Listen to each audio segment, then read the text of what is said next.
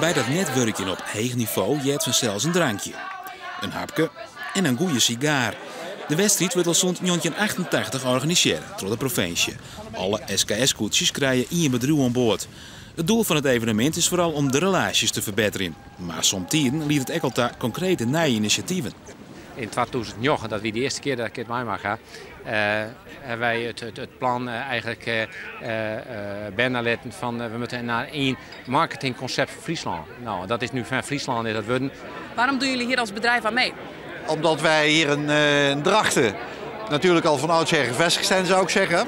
Er zijn natuurlijk allemaal contacten over en weer. En dan is het maar om ze goed te houden, is het al veel waard. Doe je nou direct zaken, dan zeg ik nou, dat hoeft allemaal niet. Maar het uitwisselen van informatie, het elkaar wijzen op dingetjes, met elkaar in contact blijven, is toch altijd een van de grote voordelen.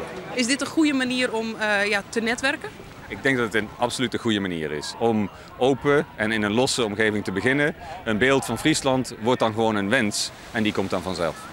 Voor gewone deelnemers is de wedstrijd voortdurend al een inspiratie voor de toekomst. Ik kreeg natuurlijk meteen een sponsorverzoek om Scootje te sponsoren. Nou, ik ga er onmiddellijk naar kijken.